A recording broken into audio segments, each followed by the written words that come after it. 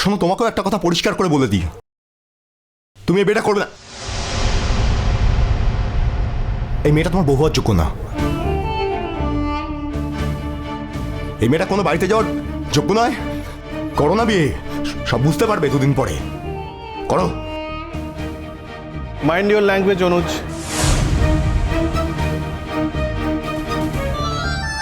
যদি আমি বুঝতে পারি সেটা, তাহলে আমি বাকিটা বুঝে নেব, তোমাকে মাথা ঘামাতে হবে না।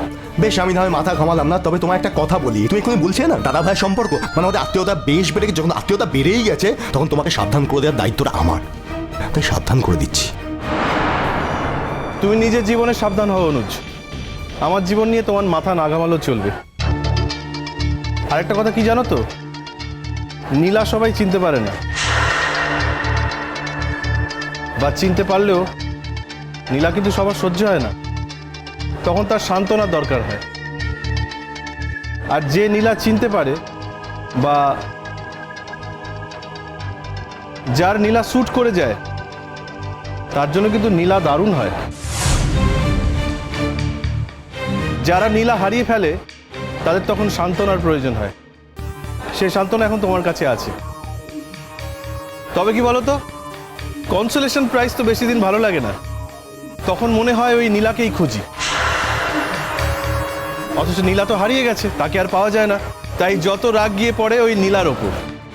এটাই মানুষের ধর্ম। এই, অনেক বেশি কথা বলছো তুমি, কিচ্ছু জানো না তুমি। হ্যাঁ, কিচ্ছু জানো না, অনেক বাড়াবাড়ি করছো। আমি হয়তো অনেক কিছু জানি না, অনেক কিছু বুঝি না, তবে এটুকু বুঝি, আঙুর ফল সবসময় টকই হয়। এনিওয়ে, কফি খাচ্ছ না তাহলে? সো যাও, তোমার বউ কি অর্ডার করেছে তামিল করে এসো। শোনো, আমি কি করবো না করবো সেটা নিয়ে তোমাকে ভাবতে হবে না। আমি আমার ওয়াইফের অর্ডার তামিল করতে এসেছি, তামিল করেই ফিরবো। Mind your own business. Very good, most obedient husband. তবু তোমার মধ্যে কেন এত আনহ্যাপিনেস? চোখ মুখের অবস্থা এরকম কেন? এটাই কিন্তু আমার মনে প্রশ্ন জাগে। শোনো, বিয়েটা তো আমরা আমাদের বাড়ি থেকেই করতে চেয়েছিলাম, কিন্তু তোমার জেঠুমণি কিছুতেই, ও এখন তো উনি আমারও জেঠুমণি, উনি কিছুতেই এই ব্যাপারটায় রাজি নন। উনি চাইছেন যে বিয়েটা যেন আমরা তোমাদের বাড়ি থেকেই করি, তাই বাধ্য হয়ে তোমাদের বাড়িতেই বিয়েটা হচ্ছে। সো বি রেডি, দাদার বিয়ে বলে কথা। শোনো, তোমাকে একটা কথা বলি, বুঝলে, আমি না কোনো পাতি জীবন কাটাই না। I have many things to do for the society. হ্যাঁ, তো সেখানে গিয়ে আমার না এই সমস্ত হুল্লোড় আনন্দ এসব করার সময় নেই। নিজের বিয়েতে ছুটি পায় না, ওর বিয়েতে আমি কেন? কোন বিয়ের কথা বলছো? বিয়ে তো আমার একটাই হয়েছিল, আমার অফিসিয়াল ম্যারেজ, আমার স্ত্রী শিরিনের সাথে। আর আনঅফিসিয়াল ম্যারেজ যেটা হয়েছিল সেটা? কি বলতে চাইছো? আরে রেগে যাচ্ছ কেন অনুজ? বিয়ে যে তোমার একটা হয়েছে এটা তো তুমি বলতে পারো না। কাগজে কলমে যখন ছাড়াছাড়ি হয়েছে তখন একটা বিয়ে হয়েছে এটা কিন্তু বলা যায় না। ডিভোর্স হয়েছে মানেই বিয়েটা হয়েছিল, আর সেই জন্যই কাগজপত্রে সই করতে হয়েছে ছাড়াছাড়ির সময়। এনিওয়ে, কি যেন বলছিলে? পাতি জীবন। হ্যাঁ, আমরা একটু পাতি জীবনেই বাঁচি বটে। তোমার জীবনটা যে খুব কস্টলি জীবন সে প্রমাণ তো পেলাম, তার জন্য তুমি অ্যাওয়ার্ড পাচ্ছ। কিন্তু এই কস্টলি জীবনের অধিকারী যারা, তারা যে নিজের বাড়ির বিয়েতেই পার্টিসিপেট করে না, এটা জানতাম না। তুমি বোধহয় জানো না, আমরা শিফট করে যাচ্ছি। জানবো না কেন, জানি তো। তা দাদার বিয়েটা কাটিয়ে যাও, যাওয়া তো আর পালিয়ে যাচ্ছে না। মানে তোমার বিয়ের জন্য আমি আমার জয়নিং শিফট করে দেবো? চেষ্টা করো, চেষ্টা করলে কি না হয়। সেরমভাবে চেষ্টা করলে হয়তো হবে। একটা কথা অনুজ, আজকে এই পাবলিক প্লেসে দাঁড়িয়ে তুমি যেভাবে গুড্ডিকে অসম্মান করছো, অপমান করছো, এরপর যখন গুড্ডি তোমাদের বাড়িতে যাবে তখন যদি তুমি সেখানে থাকো, আমার ধারণা তুমি থাকবে সেখানে। জীবনে এরকম একটা বিয়ে দেখার সুযোগ তুমি হারাবে না। তো যদি থাকো, ইউ মোস্ট ওয়েলকাম, যদি থাকো। কিন্তু একটা কথা মনে রেখো, আমার স্ত্রীকে যদি তুমি অপমান করো তাহলে তার দাম কিন্তু তোমায় দিতে হবে। ডক্টর, কি বলতে চাইছো তুমি? আপনি এভাবে চিৎকার করছেন কেন? একটু আগে আপনি নিজেই বলছিলেন এটা একটা পাবলিক প্লেস, এখন এখানে দাঁড়িয়ে নিজেই ভাবে চিৎকার করে কথা বলছেন।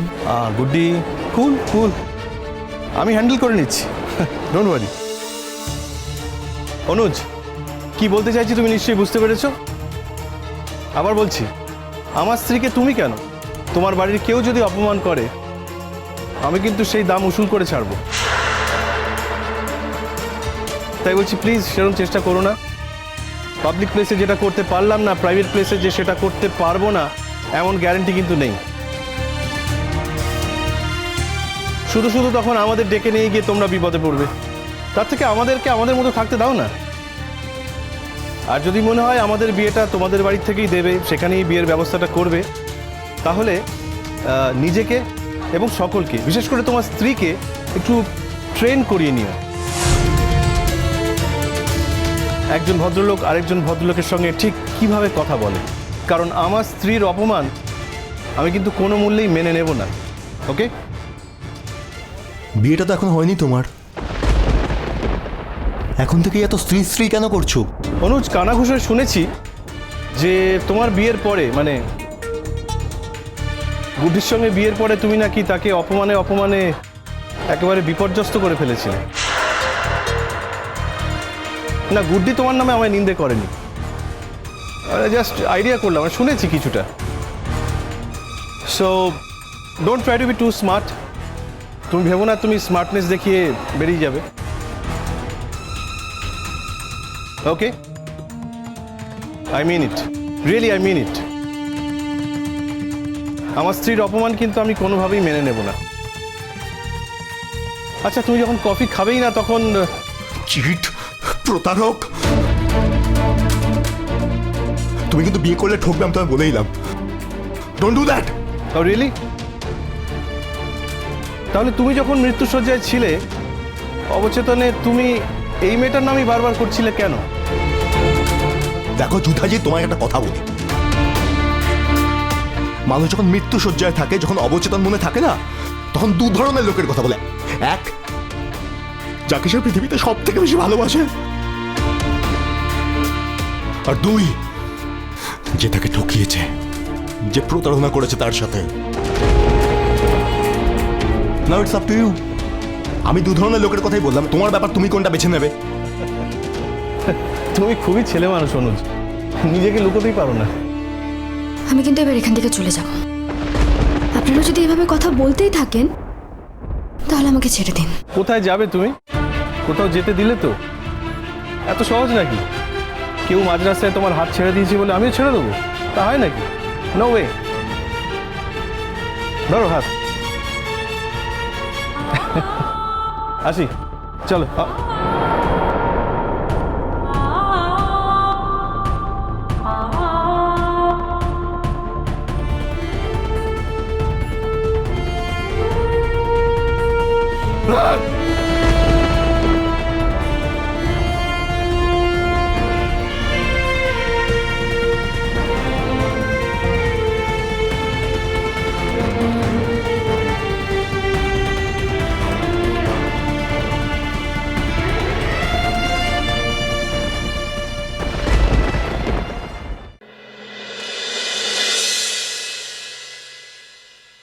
বাবা।